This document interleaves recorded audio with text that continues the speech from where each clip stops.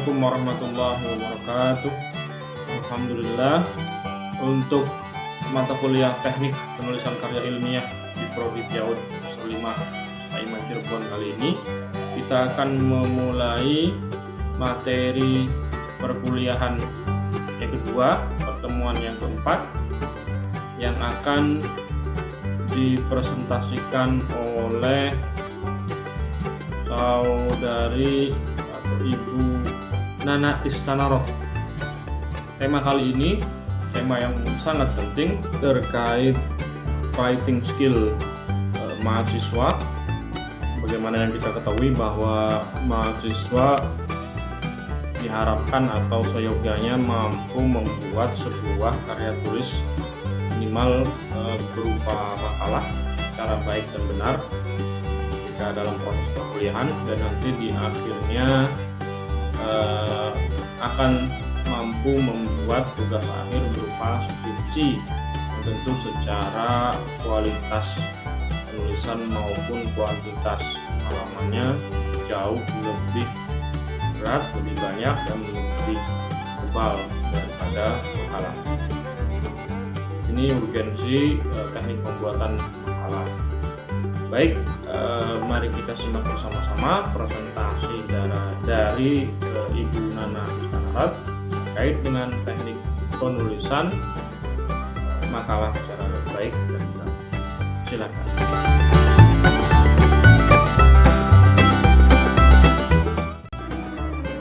Assalamualaikum warahmatullahi wabarakatuh. Saya Nana Istanarot dari Prodi PIAUD semester 5 Kampus Staima Mahad Ali Babakan Ciwaringin Cirebon. Saya di sini akan menjelaskan tentang teknik pembuatan makalah.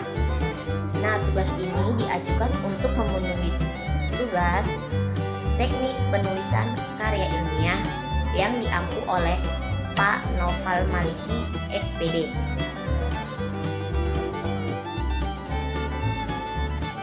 Apa sih makalah? Nah, menurut Kamus Besar Bahasa Indonesia atau KBBI, makalah itu ada dua definisi ya. Yang pertama, makalah adalah tulisan resmi tentang suatu pokok yang akan dibacakan di muka umum di suatu persidangan dan yang sering disusun untuk diterbitkan. Kemudian yang kedua, makalah adalah karya tulis pelajar atau mahasiswa sebagai laporan hasil pelaksanaan sekolah atau perguruan tinggi.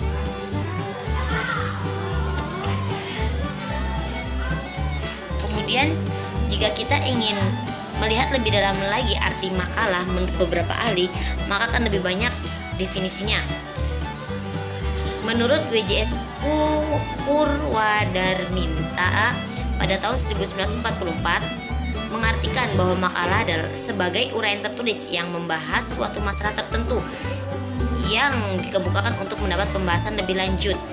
Kemudian Tanjung dan Ardial juga mengartikan makalah adalah karya tulis yang memuat pemikiran tentang suatu masalah atau topik tertentu yang ditulis secara sistematis dan analisis yang logis dan objektif. Sedangkan menurut Badan Standarisasi Nasional atau BSN menulis sebuah karya tulis disebut makalah jika memenuhi beberapa syarat. Makalah merupakan pemikiran sendiri, belum pernah dipublikasikan, mengandung unsur kekinian dan alam ilmiah.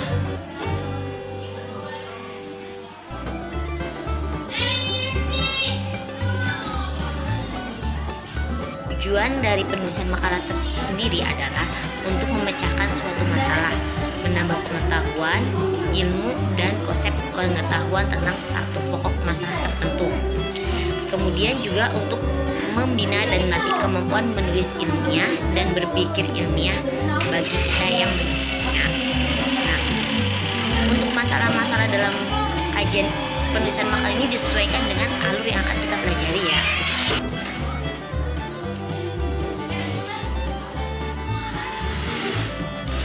Kemudian selanjutnya adalah ciri-ciri makalah.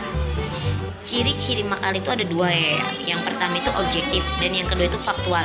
Apa sih objektif? Objektif artinya memiliki objek. dan memberikan penilaiannya itu secara objektif atau sudah ada sasarannya. Kemudian faktual.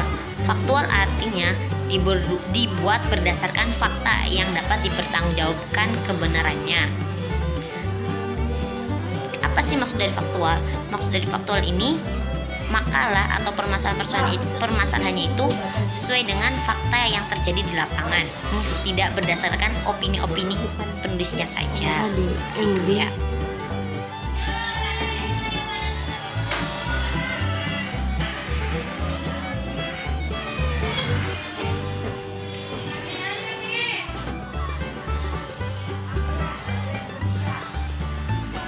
Lanjut, sekarang bahasa dalam makalah ya. Bahasa dalam makalah itu ada 5. Yang pertama itu baku, yang kedua lugas, yang ketiga kuantitatif, yang keempat logis, dan yang kelima efektif. Apa sih baku itu? Nah, baku artinya struktur bahasanya yang digunakan dalam makalah tersebut itu sesuai dengan EYD atau ejaan yang disempurnakan, yang sudah sesuai dengan aturannya ya. Kemudian yang kedua itu ada lugas. Lugas adalah ide dan gagasan diungkapkan dengan kalimat pendek sesuai dengan kebutuhan. Nah, maksud lugas di sini itu kalimatnya itu tidak berbelit-belit ya. Sudah sesuai dengan pas-pas, sesuai, bukan seperti itu. Maksudnya itu sesuai dengan yang dibutuhkan atau sesuai penyusunan kata yang digunakan atau yang dibutuhkan.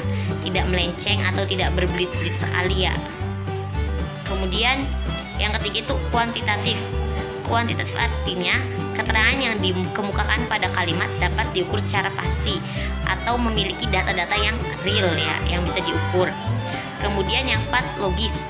Logis adalah ide atau pesan yang disampaikan dapat diterima akal. Nah, maksud logis di sini tuh penelitian atau makalah yang kita buat ini bisa diterima oleh akal kita yang menulisnya, khususnya juga yang membacanya atau para pembaca ya. Karena pasti harus logis. Kalau misalnya tidak logis atau tidak masuk akal, siapa yang mau membacanya? Seperti itu ya. Kemudian yang kelima, efektif.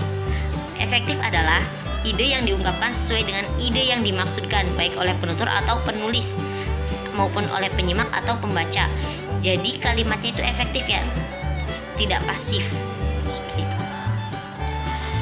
Nah, selanjutnya langkah-langkah penulisan makalah. Yang pertama, menentukan tema dan judul tema.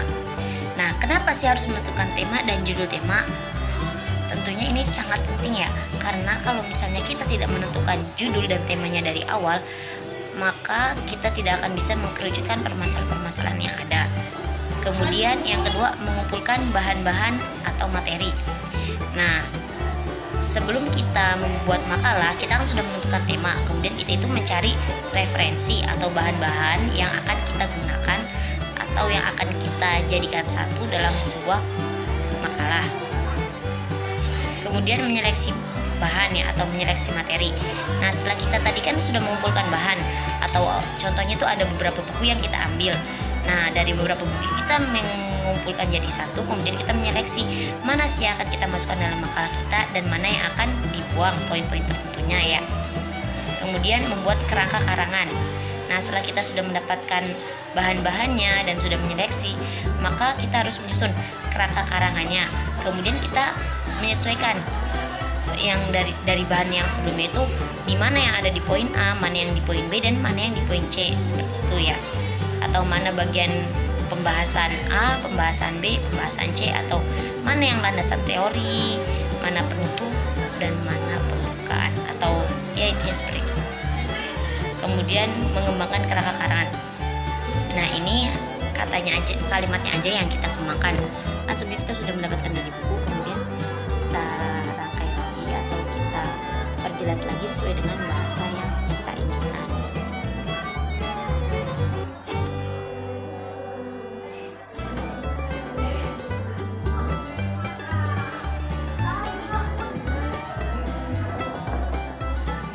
Selanjutnya sistematika makalah ya. Nah, ketika kita menulis makalah itu segala sesuatunya harus diatur agar makalah yang kita buat itu menarik dan mudah untuk dipahami oleh para pembaca. Nah, adapun hal-hal yang harus diatur diantaranya adalah yang pertama, ukuran huruf dan font. Saat kita membuat sebuah karya atau makalah, dalam memilih font itu merupakan salah satu hal yang tidak boleh gegabah, karena pemilihan font dapat memudahkan dalam membacanya. Nah, biasanya font yang kita gunakan itu untuk mempermudah itu fontnya Times New Roman dengan ukuran standar, yaitu 12. Kemudian spasi ya. Spasi adalah salah satu ruang antar kata dalam sebuah teks, sehingga hal ini harus disesuaikan dengan font dan ukuran font yang akan dipilih, karena dalam membacanya akan terlihat nyaman dan menyenangkan. Adapun spasi yang biasa digunakan adalah 1,5 atau 1,5 seperti itu ya. Namun 1, ini digunakan pada 2 ruang, yaitu karya ilmiah dan makalah. Kemudian pengaturan paragraf ya. Secara umum dalam pengaturan paragraf yang sering digunakan adalah Justify ya. Kenapa sih? Karena kalau misalnya kita menggunakan Justify itu kan rata kanan dan rata kiri. Jadi untuk dilihat juga lebih menarik ya. Kemudian juga dengan Justify ini makalah kita itu akan lebih terorganisir, sehingga nilai estetik kertas itu dapat terlihat ya. Kemudian nomor halaman. Sebenarnya nomor halaman ini tidak terlalu dipertimbangkan, namun untuk memudahkan kita mencari halaman atau mencari mana awal mana akhir, kita itu harus menggunakan halaman. Dan biasanya halaman ini kita letakkan di sebelah kanan bawah. Kemudian pengaturan margin ya, atau jarak antara batas kertas dan awal huruf. Kenapa sih harus diatur margin? Ya sama seperti font atau huruf ya, agar makalah itu dapat dipahami dengan mudah oleh para pembaca. Kemudian biasanya itu pengaturan margin yang sering digunakan adalah atasnya 4, kanan 3, bawah 3, dan kiri 4. Namun ini bisa disesuaikan dengan kampus atau universitas atau lembaga masing-masing. Tidak terpaku dengan yang ini ya, karena setiap lembaga itu memiliki ketentuan yang berbeda-beda.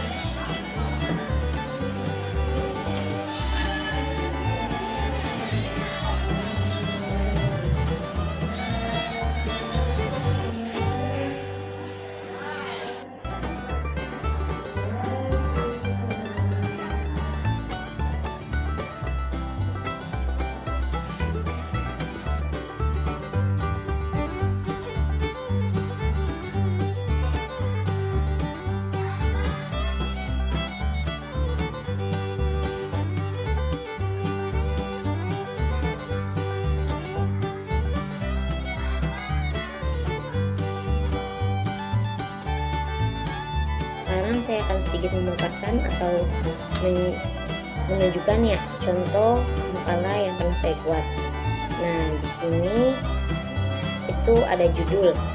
Untuk yang poin paling atas itu judul, kemudian di bawahnya itu tugas ini diajukan untuk apa sih? Entah buat tugas individual, kelompok, ataupun akhir tahun ya, atau UAS atau UTS atau lain sebagainya. Kemudian kita bubuhkan juga dosen pengampu. Nah, setelah dosen pengampu, di bawahnya kita itu bisa memasukkan logo lembaga kita. Kemudian baru ya nama kita, dan bisa juga di bawah nama kita itu kita kasih NIREM atau nomor induk ya bagi pelajar.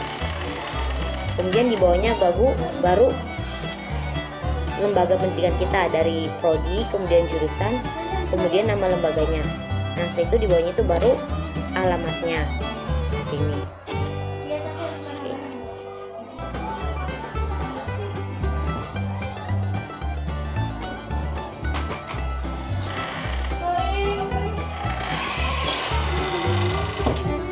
Kemudian ini kata pengantar ya. Kata pengantar ini bisa kita sesuaikan dengan tema kita ya, atau apa yang ingin kita katakan dalam makalah ini. Kita bebas ya, ini sesuai dengan hati kita sendiri.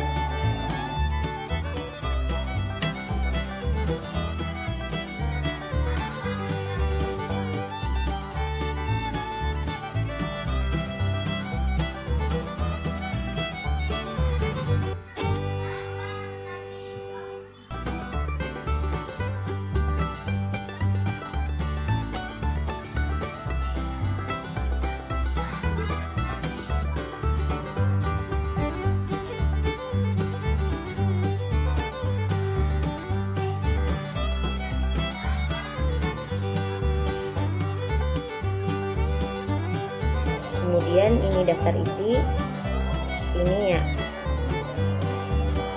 Apabila tidak jelas bisa ditanyakan di kolom komentar nanti.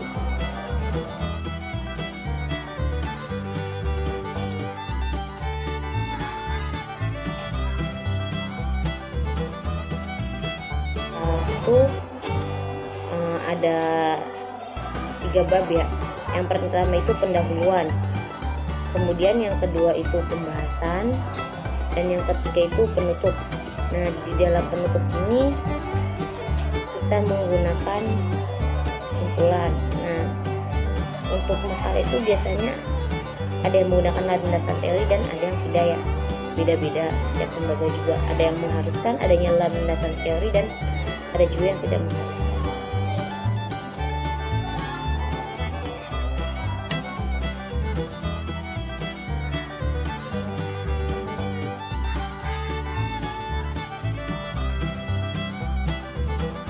Selanjutnya daftar pustaka ya. Ini daftar pustaka bisa kita bukukan buku-buku yang menjadi referensi kita, kemudian boleh juga dari sumber itu dari internet yang kita cari, atau artikel atau skripsi terserah ya, di sini bebas, yang penting semua itu dari karya ilmiah.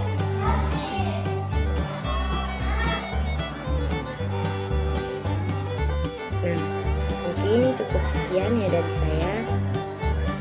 Barangkali ada pertanyaan atau tambahan atau masukan bisa lewat komentar ya. Mungkin kurang-kurangnya mohon maaf. Assalamualaikum warahmatullahi wabarakatuh.